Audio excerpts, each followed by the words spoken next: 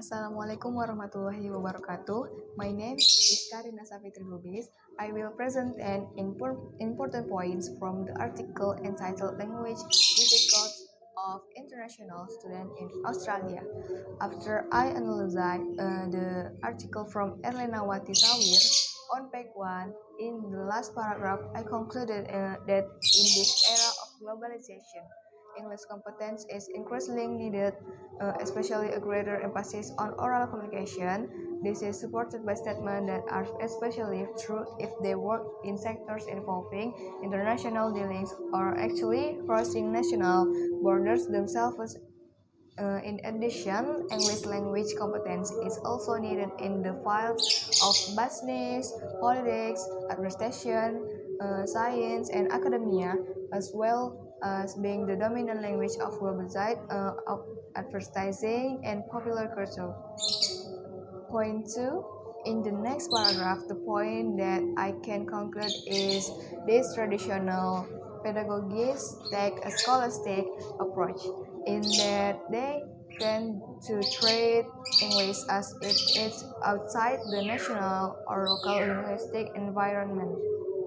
However, the scholastic approach has become obsolete because of the growing role of English both inside every local environment and at the borders between nations. This is because the scholastic approach focuses almost exclusively on learning to read English language documents and to prepare English language essays and letters. Meanwhile, in this era of globalization, it is expected to be able to go beyond the scholastic traditional by applying the EFL pedagogies in Asian nations, which not only focuses on reading or preparing essays, but also the deep need for listening and speaking skills. Point number 3, education is Australia's third largest service export after transport and tourism. Hence, from the viewpoint of people working in higher education in Australia, there are two reasons why it might be important to focus on the learning difficulties of international students first. Like all students, international students are fluid as students. Second, international students are also a source of revenue, and any improvement in their educational experience has the potential to build a positive reputation for Australian institutions. Point number 4, the problem that most often becomes an obstacle for international students, especially those carried out in Australia, refers to difficulties with the English language. It was made clear that the students manifest a lack of confidence with English. They have incomplete understanding for lecturers spoken English and feel unhappy with their oral performance in the presence of Australian classmates. Point number 5, the weakness of conversational English was reinforced by the lack of exposure to good English speakers at school. We should also know another weakness about Australian students' English difficulties. Students suggested their teachers lack oral competence was one of the factors that inhibited conversational learning. English instruction was mostly delivered using the student's own native language. The student thought that it would have been better if English had been taught by native speakers. This was clarified by the argument of an Australian students who come from Japan and Hong Kong. Australian students from Hong Kong thought I think the teachers should be native speakers because then they could talk in English fluently. It is quite difficult to learn to use English when the teachers is not native speaker of English. Point number 6.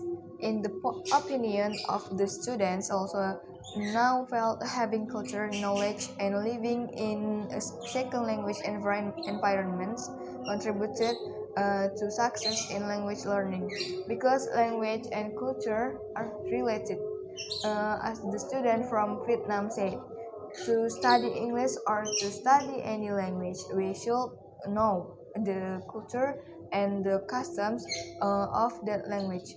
When we study the real situation, we study the culture. It makes it easier.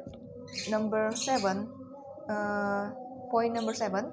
This classroom practice appeared to have shaped some learners believes that grammar was the most important for part of English language learning.